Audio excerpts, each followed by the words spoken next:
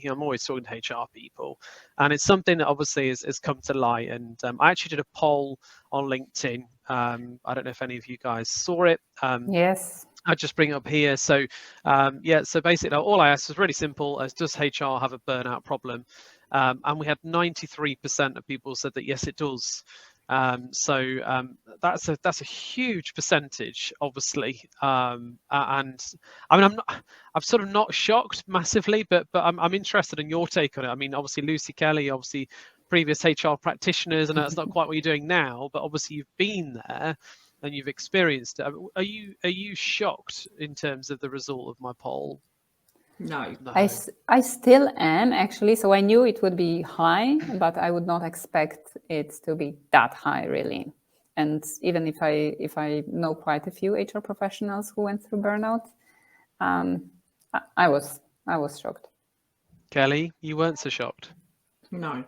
But again, maybe, I don't know if that's, again, is because I still know a lot of HR professionals. I still have a lot of HR professionals that are coaching clients. I get a lot of HR professionals that are contacting me on a daily basis via messages or emails. So I suppose because I still, although I'm not kind of in that space full time, I'm still hearing from people in that space all the time. And no, I think it's definitely been exacerbated by everything that was going on during 2020. I think, we saw, and I don't know how many talks I've done on this over the last couple of years, but, I think with all of the stress and all of the pressure, a lot of all of the changes, whether it was getting people to work remotely, getting people to work from home, redundancies, time off, pay, furlough, whatever it was that was going on, a lot of that was landing with HR. I know a lot of HR professionals who, again, in the UK, when we had the government announcements every Friday about what was going to be changing from a work perspective, 5 o'clock on a Friday was not that considerate to all of the HR professionals that were out there. I know some HR professionals that were being contacted by their CEOs whilst those announcements were still going on to say, right, what do we need to do about this then? And they're like, I'm watching the same announcement as you, right? This is the first time I've experienced this.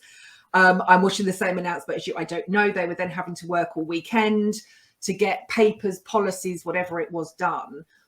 And I think they had all of that. And then it was almost like as soon as everything had happened, it was like, right, business as usual again. We've got to go back into this. And I think what I saw a lot during 2020, because HR were shouldering a lot of this, and I'm not just saying HR, there were lots of other professions that were doing this as well.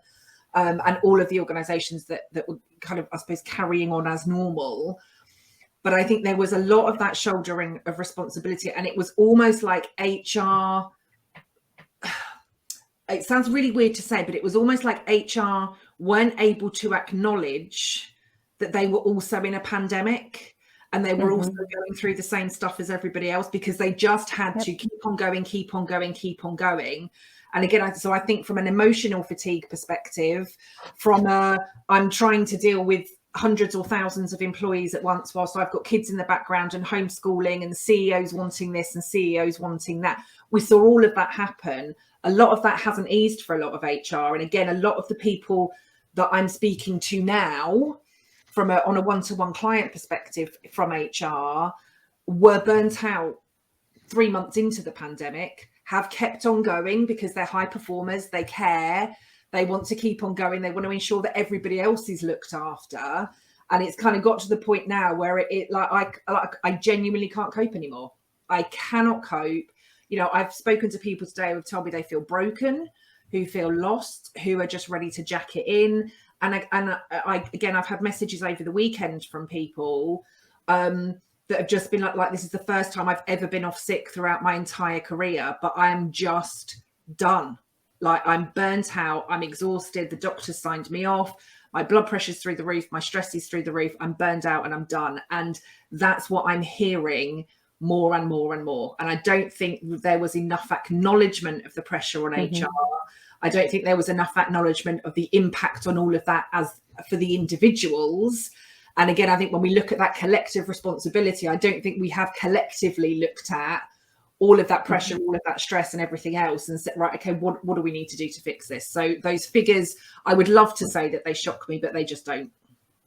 And if I can just add a little bit, because I was still working part-time in a corporate world when the pandemic started. And actually, indeed, I mean, on the top of everything that you normally had to perform anyway, you had to deal with just tracking who's coming to work. At the beginning, it was just crazy. We had to track who's coughing, who's having symptoms, and whose wife went to Italy, and it was half a day every day was responding to employees that were saying, well, I'm changing the train on the platform that the train from Milan is coming, and it was crazy, and people were scared to come to work. And at the same time, the leaders were pressing for the organizations. In some of the organizations, that people have to come to work, that they cannot work from home. It was not obvious for everybody at the beginning.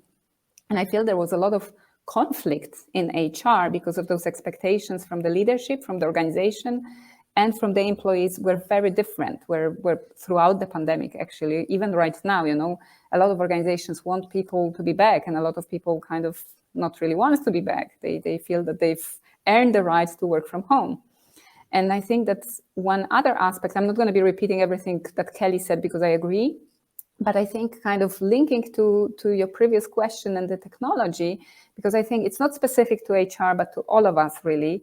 One thing that I see with a lot of not only my clients, but my colleagues from the corporate world is that this technology that connects us on the technological level and enable us to work from any place, anytime, it actually gives us a big sense of disconnection.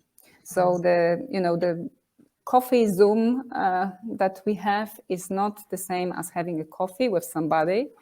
The Slack chat is not replacing a water cooler conversation. It's a very different dynamic. The level of our human connection is missing. This glue that often held us at work and was the fun part of, going, chatting, complaining with others. I'm not going to pick up the phone and talk with my colleague about, what weird my boss is doing. It's a waste of time. We don't want to do it. Whereas we would naturally do that. And right now as well, a lot of managers, they see that people, as much as they're very effective with their individual tasks from home, when there is a need for really collaboration, when there is a need for people to be together, the performance of the teams is not the same. And I think that it impacts us because if we are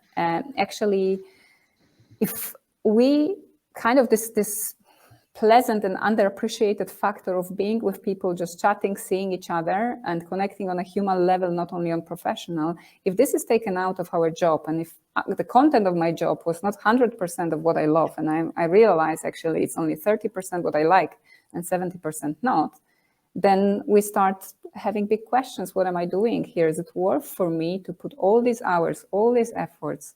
And at the end of the day, if I look at the HR, so who is HR for HR? We are trying to serve everybody else. And there is kind of nobody who is doing this role for us very often.